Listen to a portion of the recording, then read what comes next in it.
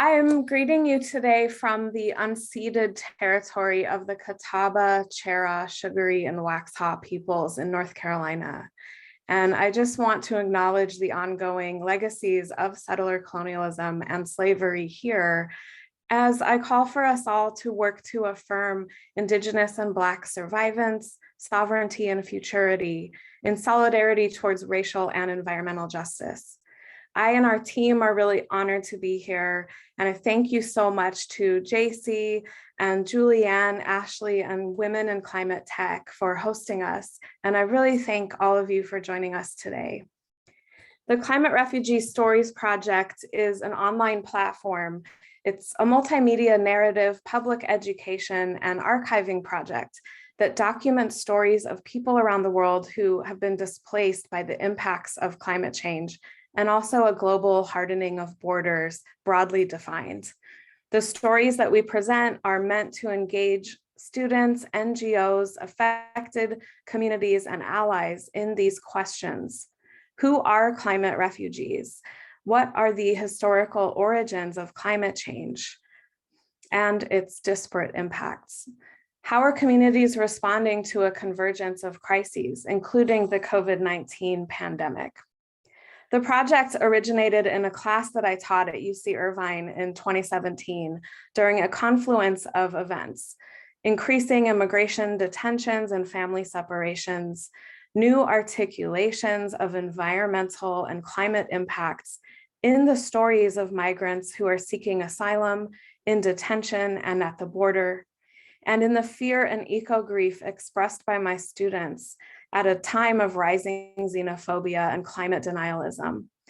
And as students shared a desire to bring history to bear on current events and show solidarity with climate migrants in the US and around the world, many of whom are Indigenous and or impacted by histories of colonialism and industries of extraction, including war. We are now a small global team of interdisciplinary scholars, practitioners, students, immigrants and refugees, artists, and educators and storytellers. We believe that those who are closest to the problem are closest to the solution. Guided by the voices of those who we feature, we aim to shift the focus away from suffering, trauma, and eco-grief, although those elements are surely present, to what happens next: resilience, survival, and community building. Today, our project collaborators will share stories and films from their work in Bangladesh, the Caribbean, and Ghana, and we'll discuss some of the challenges and opportunities that we've encountered. Although each location and even story has its own distinct context, there are important themes connecting them all. It's become clear that climate change is rendering people simultaneously more mobile and more stuck in place than ever before. In thinking about who is responsible and what can we do, we assert that the right or the freedom to move is also always bound up with the right and the freedom to stay. We have about 40 minutes, maybe less, of film and discussion planned, followed by time for Q&A. So please feel free to enter questions and keep the comments going in the chat, and we'll address them after everyone has shared. First, we have Salman Hyatt, a graduate of the Elliott School of International Affairs at George Washington University, speaking about his experience as a program support officer with the International Organization for Migration, the IOM, in Bangladesh in 2017, where he worked to support Rohingya Muslim refugees in Cox's Bazar and families displaced from coastal areas in the capital city of Dhaka. Salman now works at Chemonics International as a senior associate of the USAID Iraq Durable Communities and Economic Opportunities Project. Then we will view a short film of interviews conducted by another team member who is not present today, Tanaya Dattagupta, who is a doctoral student in sociology at UC Davis. These interviews were conducted also in the capital city of Dhaka and on Bangladesh's southwest coast in the Bengal Delta region. Next, we have Emma Crow-Willard, who will show a short film that she produced about fieldwork in Puerto Rico after Hurricane Maria. Crow Willard is an environmental filmmaker and managing producer at Climate Now. She's also a scientist and founder of Roots of Unity Media, formed to combat media stereotypes of women, people of color, and science through film and education. She holds a master's in environmental management from Yale and directed the Yale Environmental Film Festival in 2017 and 18. Next, we have Sienna Lease, a self-described climate convert and a recent master in public administration from Harvard Kennedy School. With a focus on crisis management, Sienna's work has evolved to focus on the COVID global pandemic, in addition to addressing the climate crisis. She will speak about her work in the Bahamas after Hurricane Dorian. And finally, we have Dr. Christine Wheatley, who will discuss her field work as a sociologist and share short films from Ghana. Dr. Wheatley is a scholar of global migration and is the executive director of New Age Environmental Development of Africa, or NEED Africa. She will discuss her work with displaced and return migrants along Ghana's coast. So first, we'll show a short trailer for the project, and I invite you to visit the project's website at climaterefugeestories.com.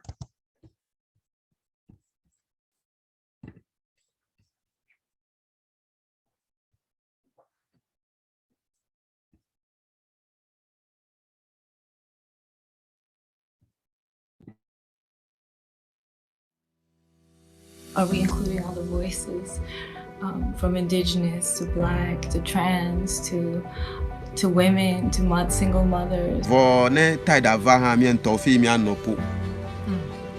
Kafia ko wana ne ameli. His roof washed out completely. The road used to come from here to here. They built right here and right here was made out of sand.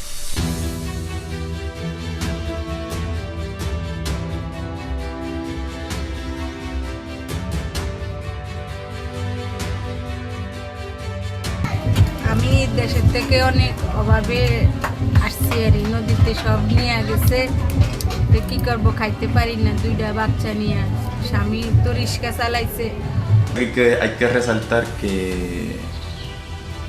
el huracán no fue precisamente el problema. Problema es un problema político, un problema económico. It's to children that are, that lose their family as a result of climate change and as a result of what's happening throughout the world of losing, and what climate change is a huge conversation, but I think there's a lot of people that have been talking about it for a long time, more so than these headlines, and we have to listen to those voices because they've been doing the work.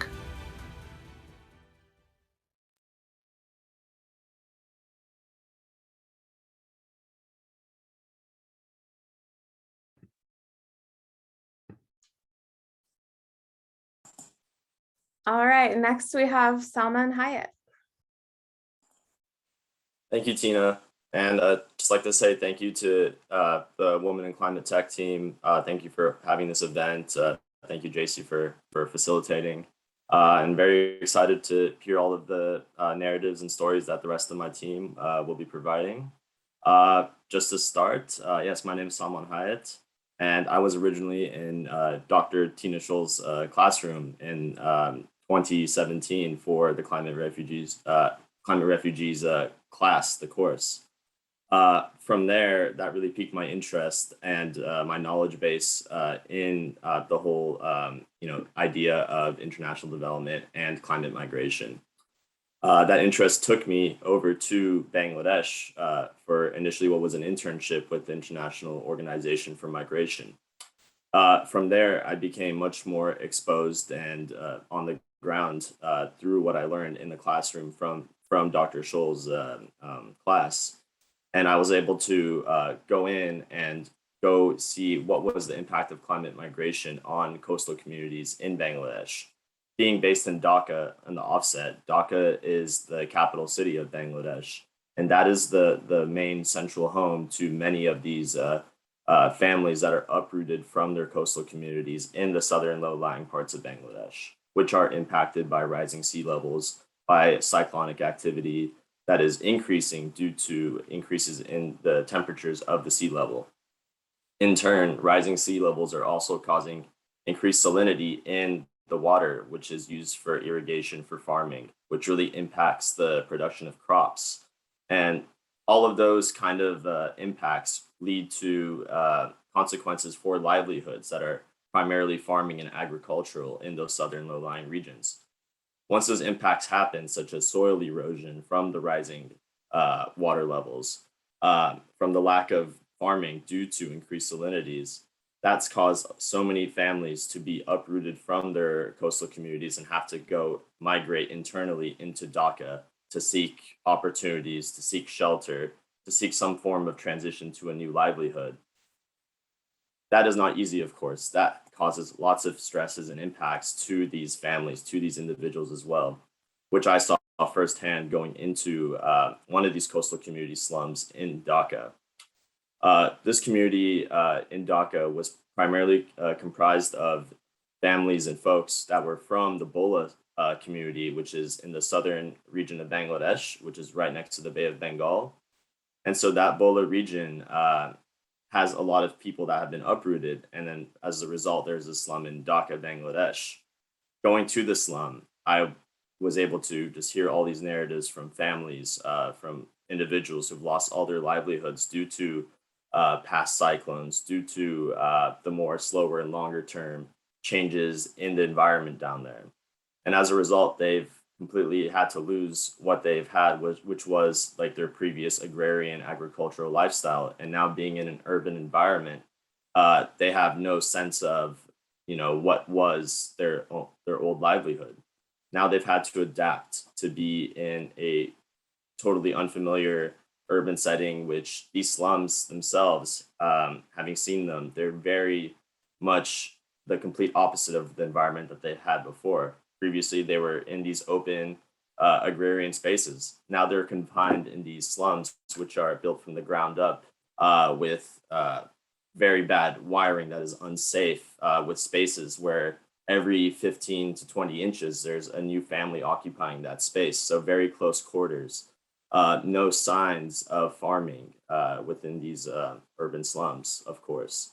And so a lot of these changes have really impacted the families themselves. Previously, it was the males that were the breadwinners and the leaders of those families. But now, interestingly enough, having interviewed these families there, I saw that the leaders of those communities were actually the females, the women that were the head of the households.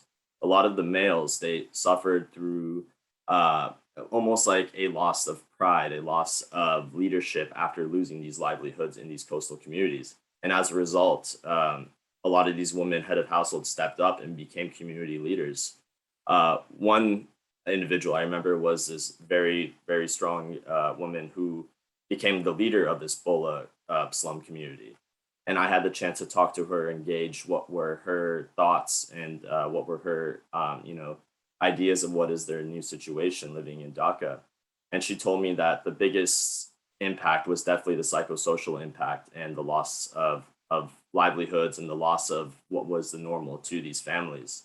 And having to adjust to this really rough and unforgiving urban environment the impacts are both on health, on mental psychosocial impacts, and also just the lack of economic opportunities as well. So climate change, starting off as a natural impact, leads to all of these focused impacts on these individual humans, on these individual families. And so going from there, that is the impact of like coastal migration to these urban areas, which is in the capital city of Dhaka. Going next to my work that was in Cox's Bazar, Bangladesh, working for International Organization for Migration. That was where primarily I went there during the initial exodus of the Rohingya Muslim refugees from Myanmar who were, brutally attacked in what is now called a genocide. That is a confirmed genocide by kind of nationalistic sentiments that were, originally politically calculated and rooted in this whole like socio-economic, socio-political nationalism that saw these individuals as the enemy. That caused the Rohingya Muslims to have to flee from Myanmar into Cox's Bazar. Cox's Bazar is already by the Bay of Bengal, a low-lying area, super prone to cyclones, and already had a significant amount of Rohingya refugees at the time. So this exodus of 1 million individuals into this area caused huge environmental stresses. For example, deforestation was something huge and is still ongoing in order to make room for the multitude of refugee camps there that have become almost like impromptu cities. That has caused lots of destruction of habitat, lots of soil erosion by caving into the ground and creating these kind of communities that are on these hilltops that are within these refugee camps. And as a result, with the increased cyclonic activity, that has caused more actual destruction for these refugee communities that live in these camps because of the combination of increased cyclones and soil erosion, which causes all of these impacts to be felt within even the host communities in Bangladesh, which have seen a lot of their environments impacted by the influx of refugees and the resulting development of these refugee communities. And so Cox's Bazar has its own unique situation, which is separate from the Dhaka coastal migration scenario with that, because now we have a whole host of communities in one area that is severely impacted by increased cyclones due to climate change. And so as a result, going forward, there's been issues in resettling a lot of refugees to low-lying islands in the Bay of Bengal, which has been met with backlash due to those low-lying islands not having a future for livelihoods due to the impact of rising sea levels and cyclones. And so the future for Cox's Bazar does not seem that hopeful with the increase in climate change and cyclones. But it'll take a lot of community dialogue, a lot of communication between host communities, the Rohingya and other religious minorities in that region to go forward and create an adaptive environment in Cox's Bazar to deal with climate change and its impacts. So looking forward to any questions. Thank you. Thank you so much. And now we're going to view a short film from Bangladesh. And this was a compilation of interviews conducted by our team member, Tanaya Dattagupta. And a lot of the same themes that Salman illustrated come up, including some debate over the term climate refugee and, who is a climate refugee and who is a legitimate refugee. And there's some, kind of unfortunate xenophobia around that, and you see residents in Dhaka feeling like Rohingya refugees maybe get more resources from the government because of that, their position, but they are clearly in very precarious positions. And then Tanaya had done field work in the western coast of Bangladesh bordering with India in the Bengal Delta region. And as she was doing field work, the COVID pandemic began and everyone was sent into an enforced lockdown. And then there was also a large cyclone event that happened. And so Tanaya witnessed a lot of dislocations exacerbated by both climate change and the COVID pandemic overlapping. So let's play the film.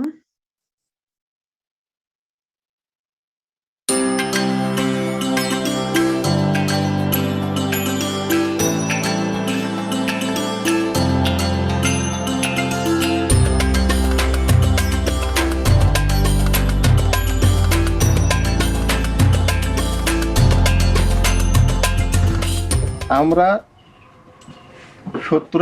65 থেকে যখন আমরা দেখেছি এই অঞ্চলে, তখন হইতেছে এই নদী খুব বড় নদী ছিল, এমনকি এই নদী দিয়ে স্টিমারও চলতো। লঞ্চ চলতো, স্টিমার চলতো। স্টিমারও চলতো। স্টিমার যখন চলা বন্ধ হয়ে গেল, নদী আস্তে আস্তে ভরাট হতে লাগলো, তখন লঞ্চ ব্যবহার হতো। আর লঞ্চের থেকে ট্রলারের থেকে এই এমনি যে টাবরি নৌকা, আর টাবরি নৌকার থেকে এখন হইতেছে সেই নদীগুলো ভরাট হয়ে এখন হইতেছে সে আমাদের বাড়ি ছাড়া আরও উঁচু হয়ে গেছে সেই নদী। তাহলে এ একটা স্মৃতি। আচ্ছা, তখন যে আমাদের এখানে যে ফসল উৎপাদন হতো, তখন জোয়ার ভাটা খেলতো, তখন তার ভিতরেতে প্রচুর ধান এবং মাছ উৎপাদন হতো, তাতে সবার হইতে যে সংসার চলত।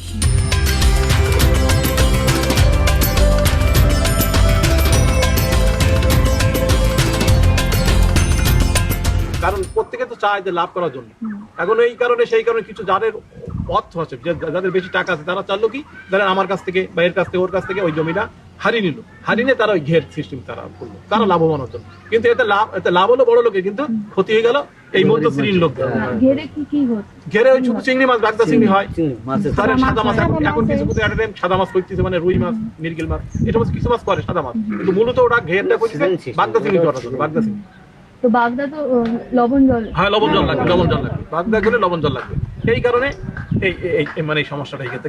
এটা কিন্তু ওই গরিব শ্রেণীর লোক এখন বিলুপ্ত হয়ে গেছে। গরিব শ্রেণীর লোক বা মধ্য শ্রেণীর লোক নেই এখন।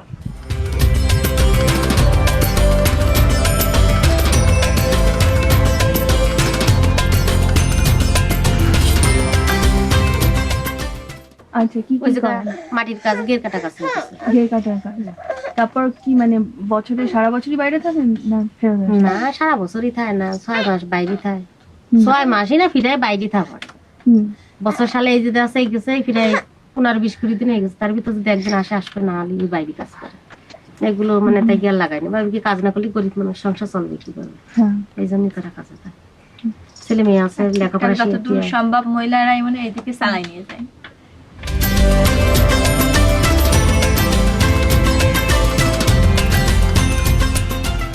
আর এই জায়গাটা মানে ওয়াপদার বাইরে বলে মানে পানি নিয়ে কি কি পানির সমস্যা নাকি? ওই জায়গাতে পানি আনতে ওই ভিতরে যে আরেক গ্রামে যে সেটা হচ্ছে পুকুরের পানি খায় কেউ, আর কেউ হচ্ছে কিনা পানি খায়। মনে করেন যার যেরকম সংকেত আছে, মানে পানি কিনে খাতে আমরা পানি আনি খাই পুকুরিতে, রান্না করবো, কাপড় কাজ করবো, মোটমাট ওই পুকুরি পানি দিয়ে। কে কে আনে পুকুর থেকে? আমার 2 মেয়ে নিয়ে আসে। কতটা যেতে হয়? অনেক দূর।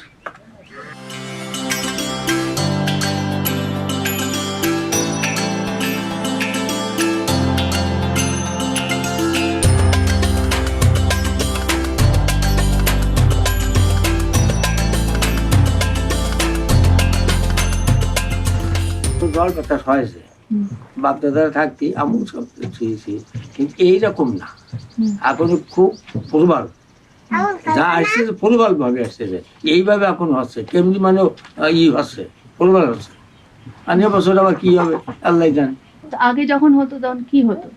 ওই একটু জল বাতাস হচ্ছে তো মিলা ক্ষতি। পদ্মা ছিল, পদ্মা ছিল।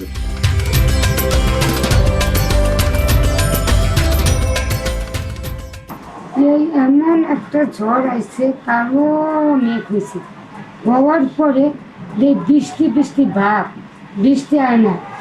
এই যে একটা প্রত্যেকে যে একটা ঝড় আসলো, সেই ঝড়ে ঘর বাড়ি, বন্ধে মেশিন, গাছপালা সমস্ত যেদিকে গেছে সব ডাল করে গেছে। এইটা আমাদের বাড়ি এই দিক দিয়ে গেছে, আমাদের ক্ষতি হয় না। এদিকে যেদিকে গেছে ওইদিকে সব ভাড়া করে গেছে, ঘর বাড়ি কোনো অস্তিত্ব ছিল না ঝড়ে।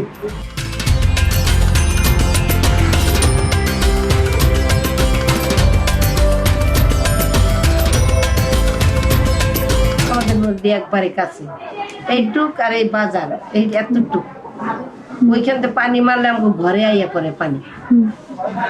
তখন তো আমাদের মাটি সহ একবারে সব নদীতে। আমার বাপ দাদা 14 গোষ্ঠী পুরুষের কয়বর ঘর দুয়ার সব নদীতে, আমাদের কিচ্ছু নেই। আমরা দেশে বাড়ি যাইতে পারি না, দেশে বাড়ি খালি দেশটাই আছে, বাড়ি ঘর দুয়ার কিছু নেই, সব নদীতে নিয়ে গেছে।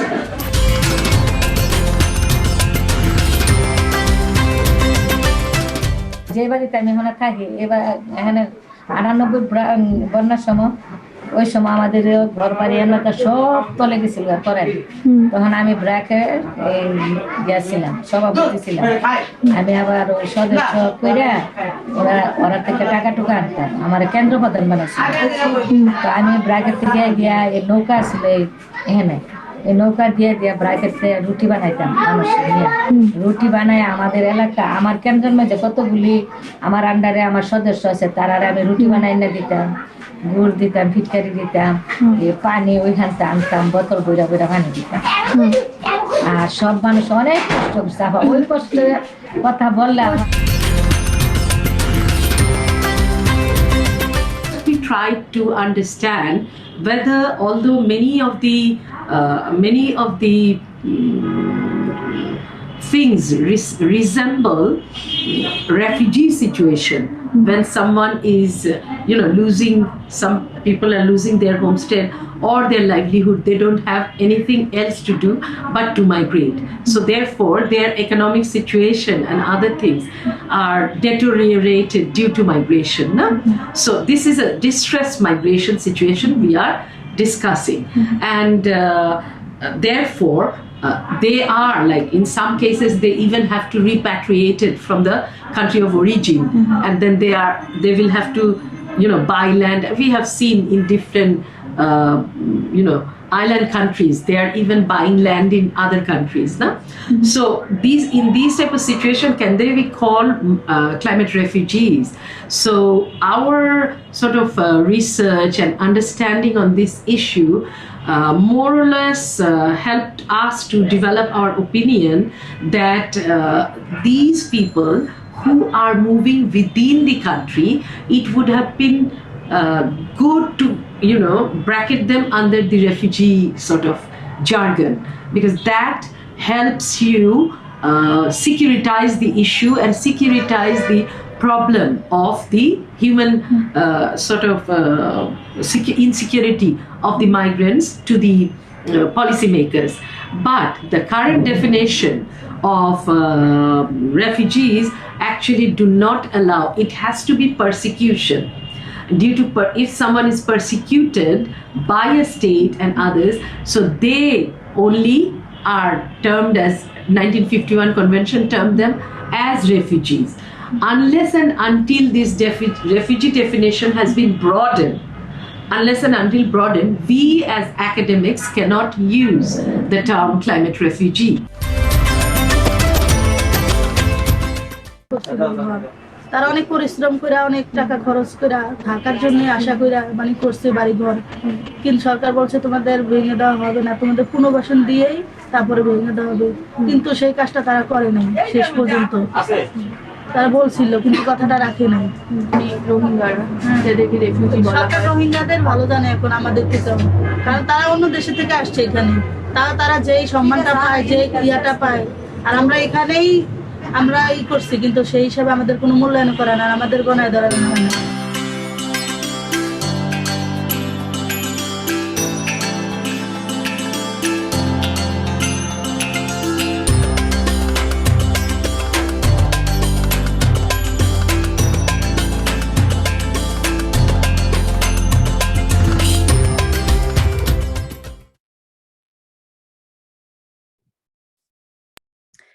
And you could see in the film there that there were some themes of questions of government responsibility and also of, corporate or, wealth exploitation and industry. And that really has disrupted people's livelihoods. And that will be a common theme, in the upcoming films that we'll discuss. So now let's hear from Emma Crow-Willard about Puerto Rico.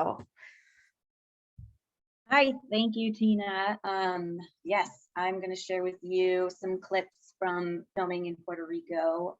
And so let's just get going on that.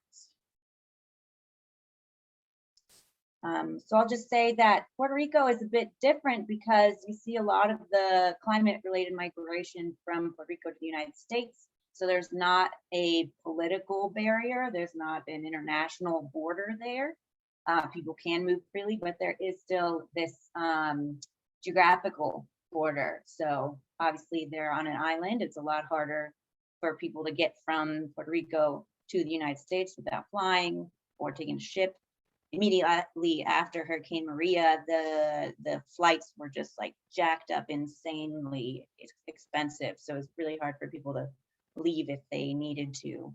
And so as a result, you ended up getting a lot of just people in the community, people who happen to have access to jets, end up being like rescue teams themselves and just organize getting people who needed the generators, for instance, or who needed to get out to get immediate, hospitalization for some reason.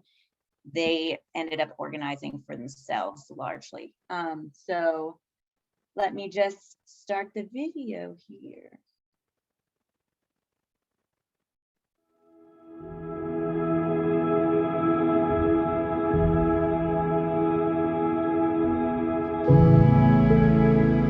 Mi historia comienza en el 2017 después del huracán María, que desafortunadamente azotó la isla y básicamente destruyó gran parte de ella.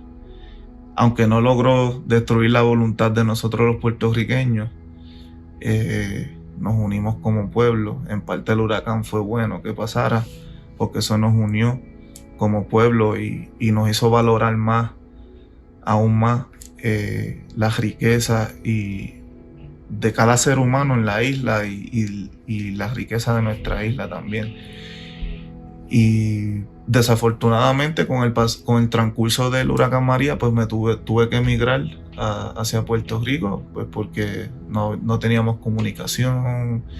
Era bien difícil, pues para ese entonces, después del huracán María, tratar de buscar un trabajo y eso. Y pues recuerdo que una vez hablando con un primo que vive en Florida, me dijo, pues vente para acá, yo te ayudo y te ayudo a conseguir trabajo para que empieces, ¿verdad?, unas nuevas oportunidades en tu vida, una nueva etapa. Y así fue todo. Y estando allá en casa de mi primo, pues se me dio la oportunidad, gracias a Dios, de una compañía. Actualmente pues soy enfermero, me gradué, tengo un bachillerato en enfermería, lo cual lo ejercí en Puerto Rico. Desafortunadamente pues no tuve la oportunidad de ejercerlo en mi isla, y pues con el paso de María fue como que el punto, pues la oportunidad para irme a buscar un mejor mañana para mí y mi familia. Empecemos con un poco de historia sobre la migración de Puerto Rico. Nuestros ancestros, los taínos, se establecieron en la isla por más de 1500 años. Un pequeño grupo de indígenas, llamados los caribes, se expandieron por las Antillas Menores y Antillas vecinas y empezaron a migrar hacia la isla en los años 1400, empezando una guerra. En el medio de este conflicto, en el año 1493, Cristóbal Colón llega a Puerto Rico durante su segundo viaje en representación de España. El descubrimiento de oro en los ríos de Puerto Rico y en distintas partes de la isla atrajo a muchos colonos de España a la misma. No obstante, empezaron a migrar a la isla, trayendo esclavos desde África. Los españoles estuvieron gobernando la isla hasta finales de los años 1800, en donde hubo una rebelión por la independencia, llevando a España a ceder la autonomía sobre el gobierno en la isla. Pero en el año 1898, España cede a Puerto Rico y a Guam a los Estados Unidos, luego de la guerra hispanoamericana, en donde se estableció el Tratado de París. Esto llevó a muchos puertorriqueños a migrar hacia los Estados Unidos y viceversa. The bulk of the migration from Puerto Rico to the United States, centers around the post-World War II era as a result of governmental policies that wanted to restructure the economy and society of Puerto Rico. The shift from agriculture to industry created a lot of unemployment. So there were policies by both the local, territorial government in Puerto Rico, as well as the federal government, to promote the immigration of people from the island. What we have seen as of late, particularly since about 2004-2005 has been an eminently economic migration again, as a result of a economic depression, you would call it at this point. The economy in Puerto Rico is in shambles. But the hurricane magnified all of those circumstances.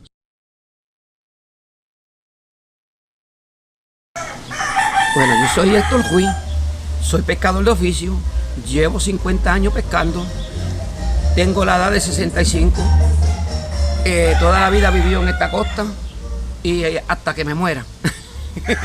No me sacan de la playa.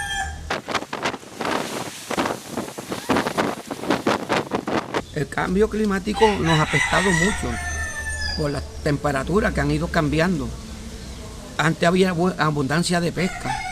Ya no hay abundancia de pesca. Okay.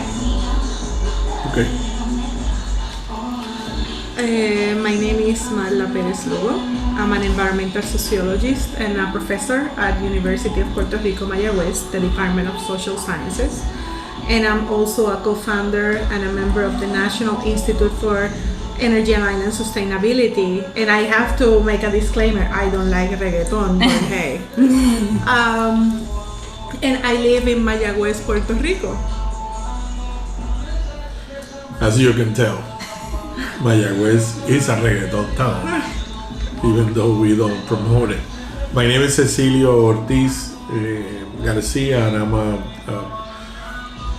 a professor of political science at the University of Puerto Rico in Mayagüez, and co-founder of the National Institute of Energy and Island Sustainability. I am a resident of the town of Mayagüez, and we've raised 5 children in this house. We lived through Irma and Maria without electricity for a couple of months. Not as bad as other people who went almost a year without it. Wanting control is a very big motivator for migration. The perception of losing control over your own life and over your own future, for example, was a motivation for students to migrate after the impact of Hurricane Maria. Yo estaba en un programa que había iniciado por parte de Rutgers University, un programa de un certificado graduado en desarrollo comunitario, y cuando surge el huracán, básicamente el programa desaparece.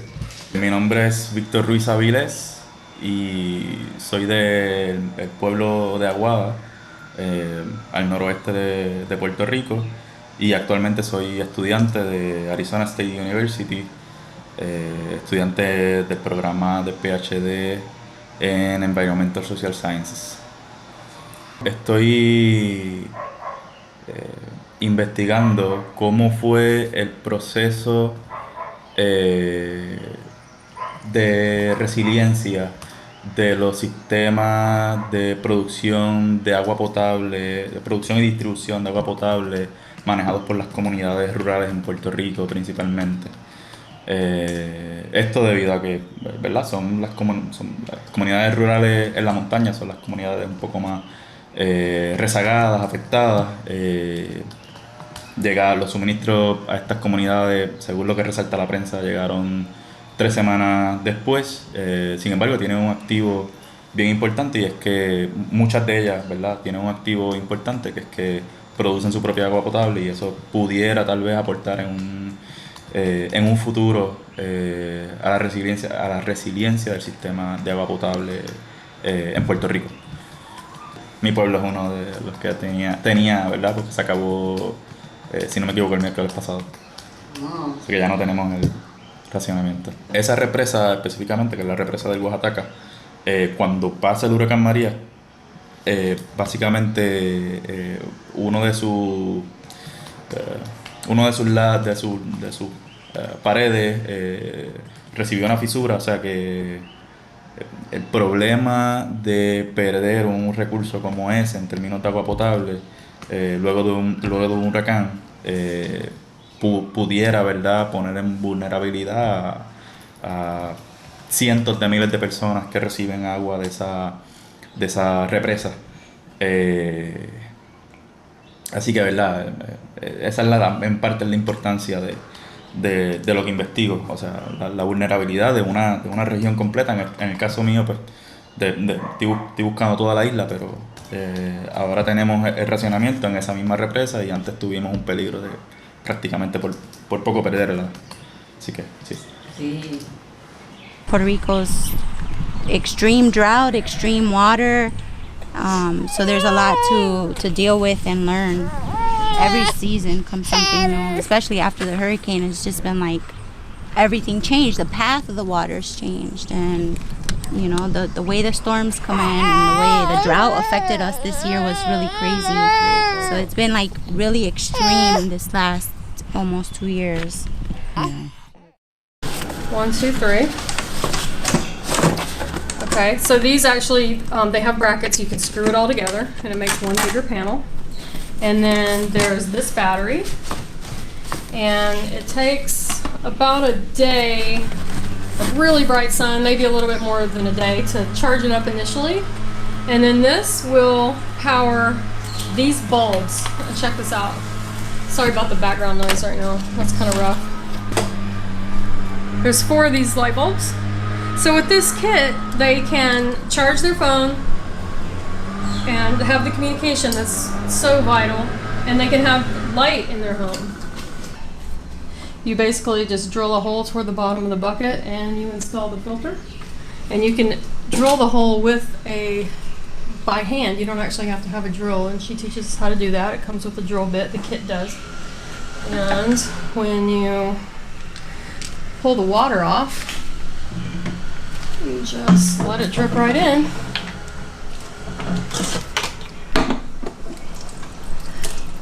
And so you can drink water that comes right out of a mud hole.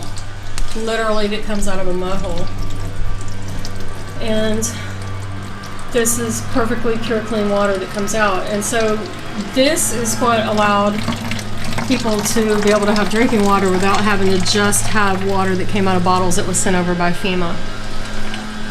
And we distributed a whole ton of these filters for people.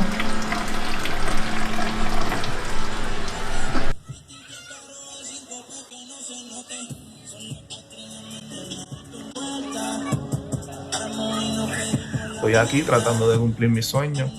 No ha sido fácil. Y al igual que muchos puertorriqueños, pues tuve que tomar esa decisión tan difícil de dejar a mi familia atrás y para buscar un mejor mañana. Y dejar todo lo que amo y todo lo que me ha representado durante la vida, que es mi isla, mi familia, para estar aquí y ayudar a más gente, llegar hacia más personas, y no solamente eso, aprender de la experiencia que estoy creando aquí para algún día volver a mi isla y seguir ayudando allá a mi gente. Eso es básicamente. Sí.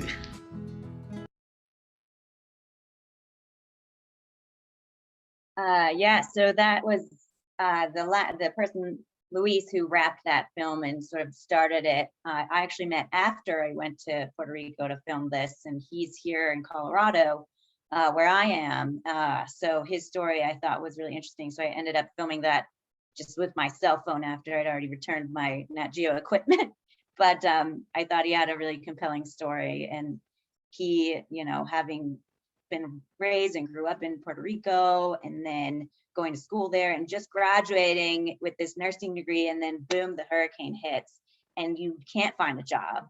You would think as a nurse you would be able to find a job, but it's actually even just really hard to find a job in Puerto Rico as a professional, which is unfortunate because they have really good, you know, UPR, the system there is a really, really good education. And so what you end up seeing is a lot of, you know, the people who get their degrees come to the United States. And it starts this whole roll of things, because more people who leave, the less that there is for other people there. So they start closing schools because there's less people paying taxes. And so then it causes more people to leave. So it's just this whole sort of related juxtaposition. So anyways, I'll pass it on to the next person. Thank you so much, Emma. And yeah, one of the other shared themes across all of our work is water, of course, and with climate change, either too much water, too little water, lack of access to water. So it was really inspiring to me to see some of those solutions and the filtration system, for example. Sienna, who was working on stories around the Bahamas after Hurricane Dorian and a lot of similar themes, she fortunately is not able to join us right now. And it looks like we just lost Christine, who was about to speak next. So I can keep speaking just for a couple of minutes and see if anyone has questions also in the audience. But thinking about the Bahamas after Hurricane Dorian, a lot of similar themes, but even more of a restriction of borders and people kind of being unable to leave the Bahamas. And I see a question coming in from Julianne. I love seeing these solutions. After all, necessity is the mother of invention. Absolutely. These affected nations are often coming up with solutions that could inspire large action if discovered and deployed properly. What on-the-ground ideas did you see that you would invest in if you could? That is a great question. Thank you. Yeah, I'll start out by saying that, I think that microgrids are one of the key solutions. That one of the big problems in Puerto Rico was that they have a centralized energy system. And so everyone's getting their energy from the same one centralized grid that goes out. Everyone's energy or their electricity is gone. And so only the few people who had solar panels were able to provide electricity, luckily, to some of their neighbors. So that was a huge thing, and I think a really important one for resilience anywhere in the world. And now Christine's back, so that's good. Yay, Christine, you're back. You popped out for a minute there. Oh, you're on mute. Yes, I'm back. Sorry about that. We were just discussing some of the solutions that are being forged on the ground. And I think that you have some things to say about that in Ghana, about, and there was a question posed in the chat about what solutions are being developed and what can we invest in, especially those of us who are afar or who may have more resources. So this is Dr. Christine Wheatley, who will speak next about her work in Ghana along the coast. Thank you so much, Tina. Let me share my screen now.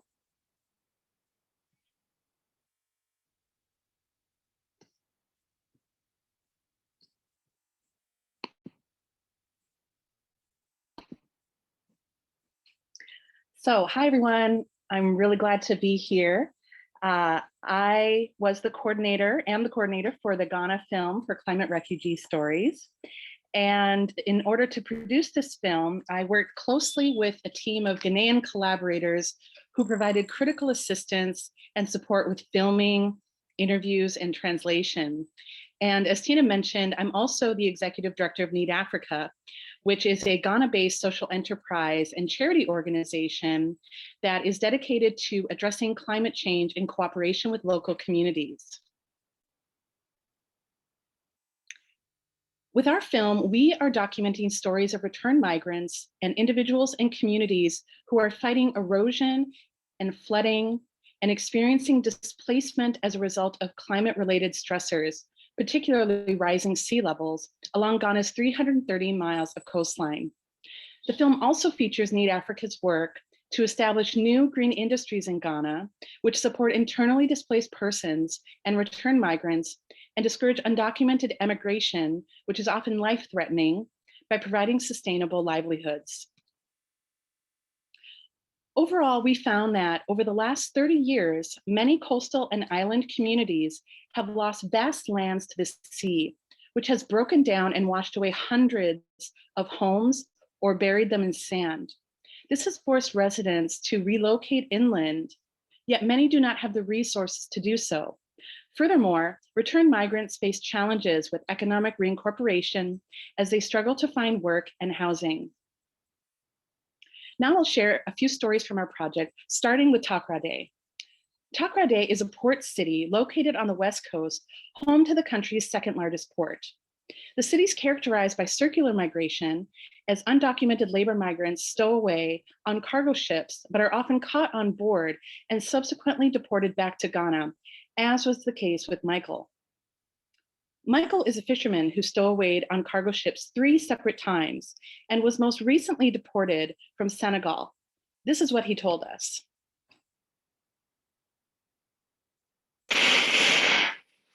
My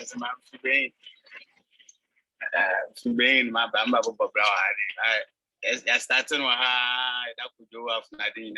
I started I travel. I just win on for the area and all brain on your or brain still now near local. I come a metro times in it now. I say I don't know. I don't know. If you're so urgent. Well,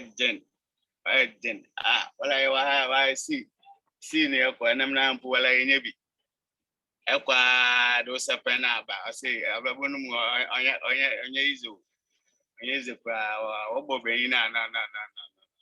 There's no working there.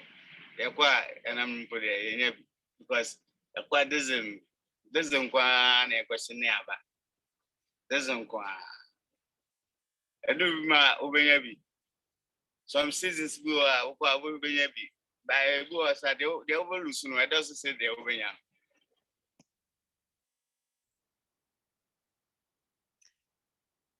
So we also conducted fieldwork in and around the coastal town of Keta, including a number of island communities. In July, we spoke to people like Jacob, Amalé, and Abina, whose homes were washed away by tidal waves.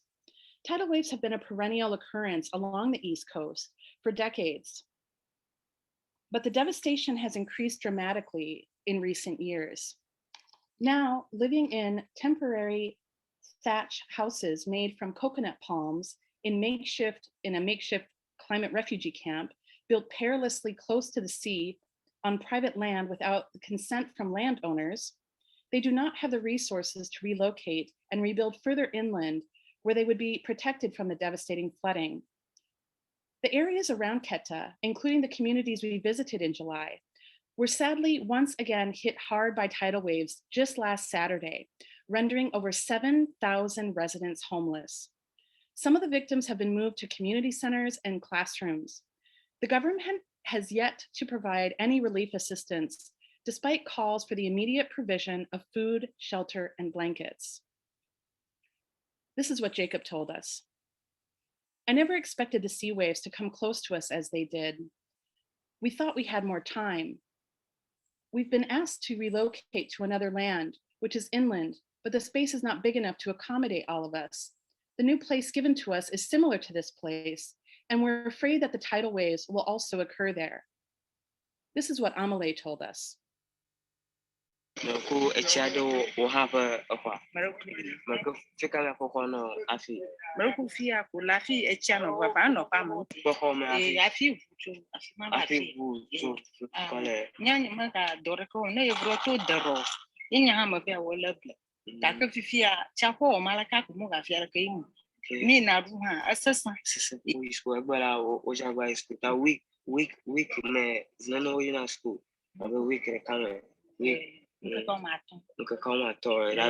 Friday.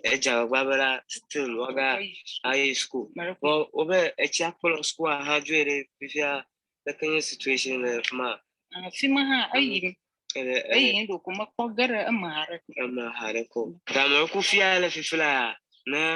Obe na move la fia ite popo boa la lobe ya. Obe mi move la fia ite popo boa. Nya lobe yo ai. Mian Tuhan ni no benya ika ke gama liu ta ta ko.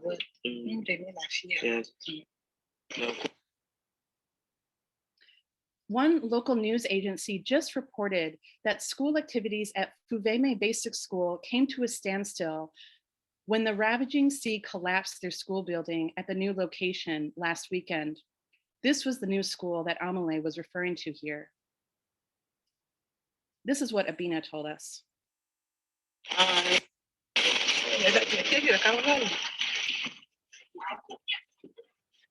Look at Georgie. Okay. What you told me? What you told me? Afu, masih. Aku abalski nebrina mana. Pia malang sama lang sini. Pemasusia kanu yo ini mati masuk bu. Asang orang sini. Sang sarka. We also collected stories from people living on Azizakpe Island, located on the east coast, approximately 30 miles west of Quetta, and situated where the Volta River opens into the sea. Azizakpe is also experiencing devastating flooding due to rising sea levels. We had the opportunity to interview the sub-chief of Azizakpe Island. This is what he reported to us. When the islanders' houses are washed away by the sea, some with no families or anywhere to go get stranded. The people who have family on the other islands or on the mainland, they were given assistance by these family members. The problem is, if you relocate to the mainland and you don't have land, you don't have a house, you get stranded there. Even if you rent a house inland, the type of job you do there, it's not what you're an expert in, so you can't survive well. What are you going to eat? How are you going to survive? The photo on the left shows one of our team members, Azuria Logo, founder and CEO of Need Africa, interviewing the sub-chief in Ewe, one of several local dialects spoken on the island, as other residents sat and listened. Azuria also spoke with two men from the island who explained to him how the island was once much larger, but has actually been split into two by the sea, washing away more than 60 homes and a church in the process. This is what Azuria learned.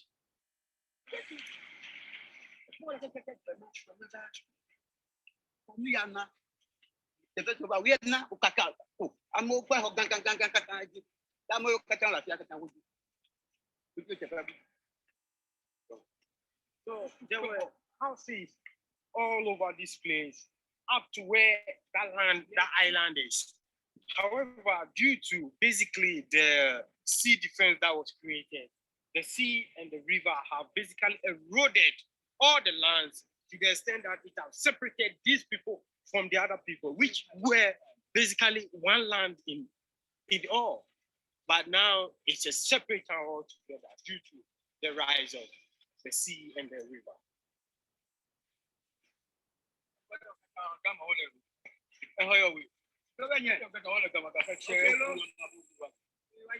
So all these people here, like the old lady you see here, was way from in the other land of the island.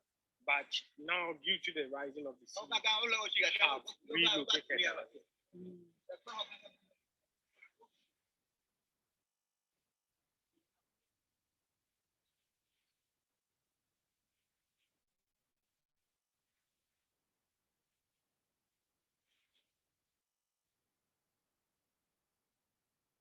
One of the projects that Need Africa is working on to support climate refugees and address climate change is coconut oil processing and biogas production on Azizakpe. Most islanders live on fishing, shrimping, pig rearing, and oil processing from the island's abundant coconut trees.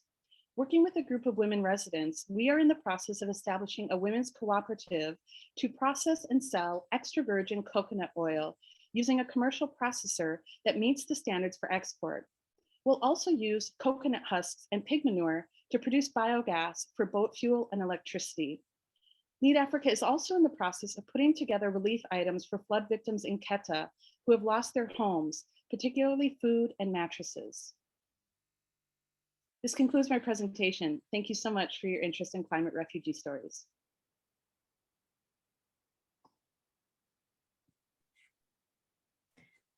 Thank you so much, Christine. That was really heartbreaking, but also hopeful at the end, and the work you're doing there, so important. And yeah, I had a couple of follow-up comments. I wanted to share that we do have some other stories that we are working on in addition to these. And so the project is ongoing. And so I invite audiences to visit our website or reach out to us via email.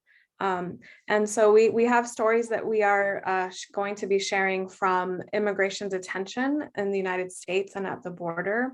And these are some of the other dimensions of climate migration and displacement and environmental racism that may not be so apparent. And so we look at the ways in which, for example, prisons and detention sites and refugee camps themselves are sites of environmental racism. And then we also have, working with a student at Harvard, we're conducting some oral histories from the Navajo Nation and overlapping histories of industrial extraction and settler colonialism and some of the impacts on that, in addition to uranium and coal mining. And then I'm also working in the Charlotte area, North Carolina, with K through 12 teachers. And in the coming year, we will be sharing some stories from local students who many of them themselves have recently arrived in Charlotte, many from Central America, especially, and the Caribbean in the wake of hurricane events. Thank you. I see Julianne has a hand up. Yes, thank you so much. I've been working with Emma probably for the past 6 months to a year, and just so excited to finally see this stuff come to fruition. I believe it's the first sneak peek that you guys have given, so just super appreciative for you bringing it to Women in Climate Tech. I had a quick question. I was lucky enough to be able to attend COP last week, and we went to a debate called "Migration is a Sound Adaptation and Reparations Strategy." And it sparked a lot of interesting conversation, but also questions on what types of investments and reparations are needed to make things right, or as close to right as possible.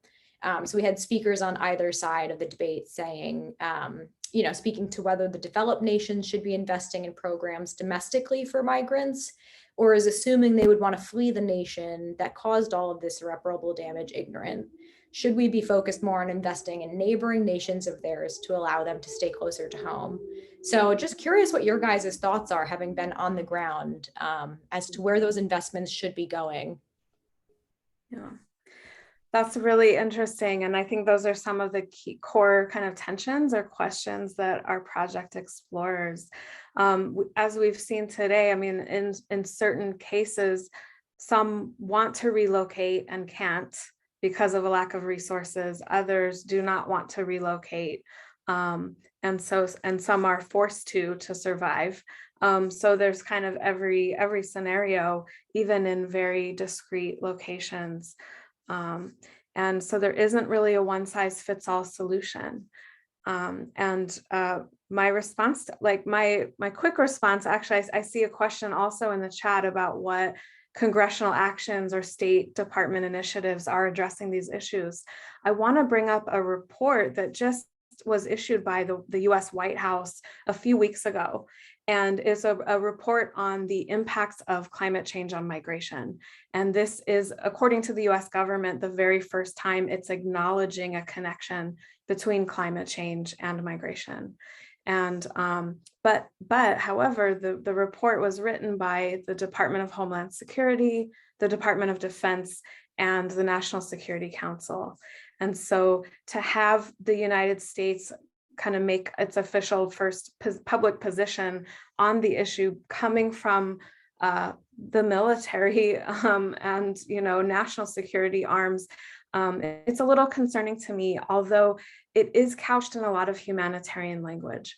And so the US position, there are some initiatives, there are a lot congressional members who are pushing for allocations or protections for climate migrants, especially within the United States. And the US has allocated some funding for relocation, such as in Southern Louisiana. However, this looking outward to the rest of the world and this position of the United States to say we need to allocate aid and resources to manage, or even in the language of the report, to prevent migrations, is a little bit, I think, repetitive from past US responses that have been where we have militarized the border and we have not accepted refugees on the scale that maybe would be more fair or reparative. To raise your question again, Julianne, about what reparations and repair really looks like. What is justice in this context? And I think there is a growing call, especially amongst Indigenous and youth activists who have the most at stake, to look locally for solutions. And so what we're seeing at the border, for example, where there's lack of US or Mexican governmental aid, is amazing networks of mutual aid springing up to fill in the gaps and respond. And we're seeing that in Ghana, we saw that in Puerto Rico, we're seeing that in Bangladesh and elsewhere. So I'll let other panelists respond if they have other comments. Yeah, I would. Oh, go on, Emma. Okay, I was just gonna say that it is kind of like a trade-off. Like, do we spend this money on preparing places where people are going to migrate? Or do we spend this money on adaptation and preventative measures to prevent more people from having to move?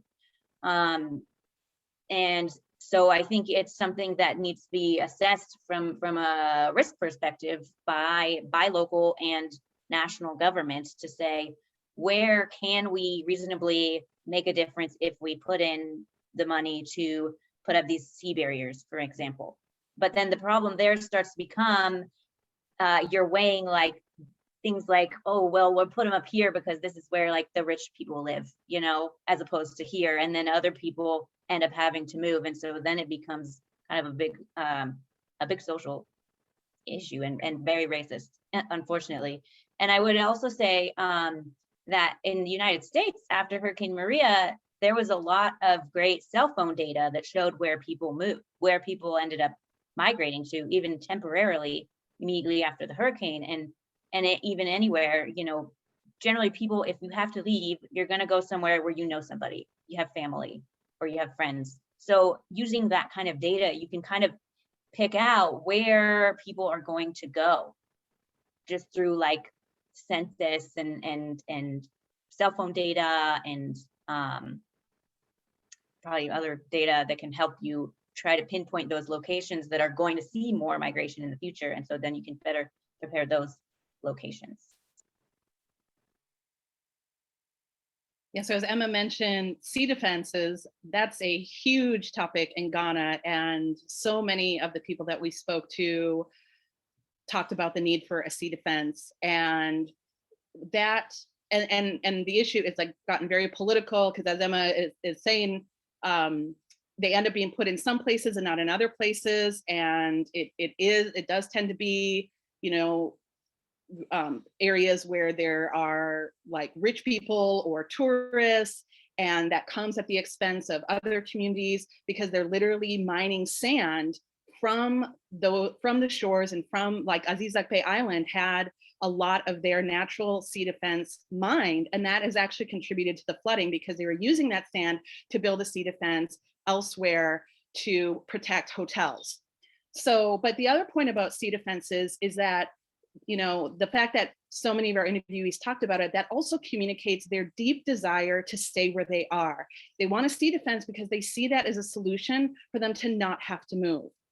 But this brings up another key point, which is that, with the work that Need Africa is doing, as we see from people like Michael and Amelie and Abina, they want to be able to stay where they are, but they have been they have been forced to really give up their livelihoods for various reasons. Like as Amelie was saying, that the sea has gotten so rough on the East Coast that people don't even really fish there anymore. And someone like her, who basically is assisting the fishermen, she loses her job. And then of course the fishermen themselves are losing their jobs. And so with Need Africa, you know, it's quite obvious from the footage that I shared that people are in need of housing and they're in need of jobs. And so the way that Need Africa is approaching this, and the way that we think that some of this funding should be directed to, is to support organizations within countries that are promoting green industries like we are, like biogas, for example. Biogas is something that can produce thousands of new green jobs. But the point is that those jobs, they have to be designed in a way that the people that need them most, the people that are literally being displaced from their homes and have no jobs, that they can have access to those jobs, that you're not just bringing in your workforce from other countries, as we see happen so much, that like the local workforce doesn't benefit from these new industries. And so that's really one of our big priorities with pushing these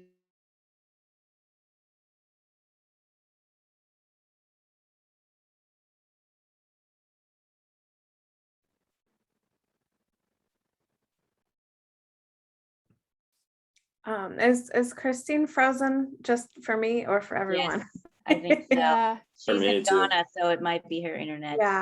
Yeah, I was going to ask Salman if you had anything, maybe you wanted to speak about your current work, if you'd like, or if you had any response.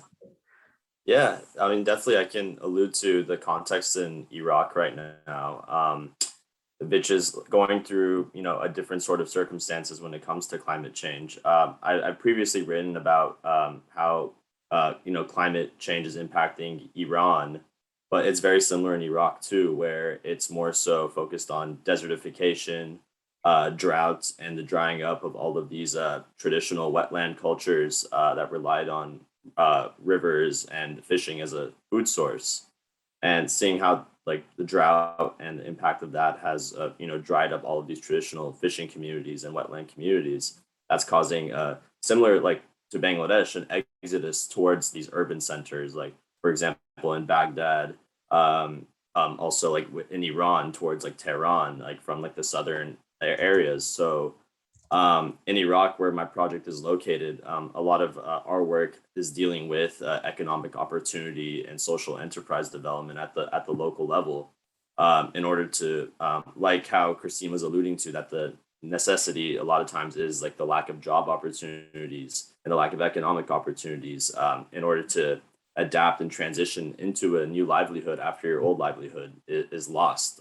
Like, so for example, if you lose your fishing livelihood, you have to adapt by transitioning into a new economy, into a new workforce. So I think that's the way forward, and that's where a lot of development initiatives need to focus on, is job creation, capacity building, and training to deal with the new normal.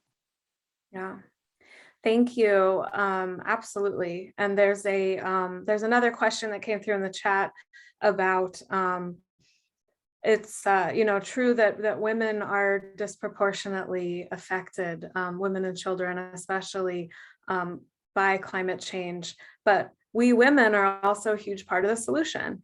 And Julianne asked, can you give any personal anecdotes from your time spent on how at-risk women are when it comes to climate change, but also any examples of women leading the change, or forging solutions and adaptation.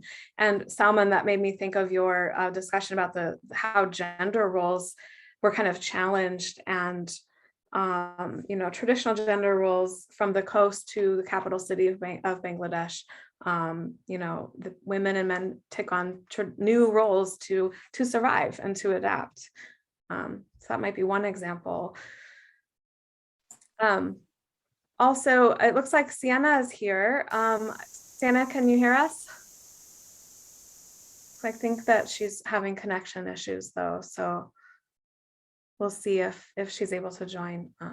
Emma, did you have any other stories about women forging solutions in Puerto Rico? Sure, yeah. I'll just say, So I went to Puerto Rico once before we got this National Geographic project, and I had gone there specifically thinking of making a film and trying to see what stories had not been told that needed to be told. And so I went and interviewed a lot of different people, and one of them that I interviewed was a woman who works in the Montessori program in Puerto Rico, which the local public schools in Puerto Rico, besides the university, aren't generally that good, but the Montessori programs that are public tend to be really sought after and have wait lists and just be really good, great programs on the island. And so this woman was working with the Montessori program, and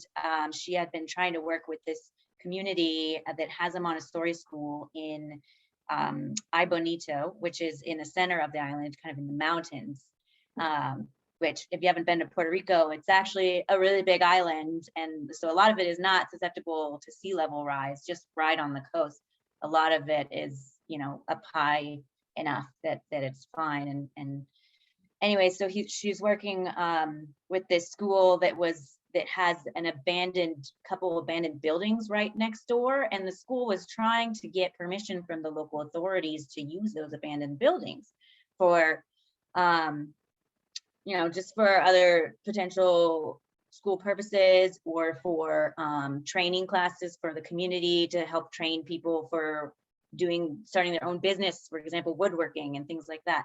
And after the hurricane, the community had all kind of come together, and the school had become a sort of meeting point for people in the community.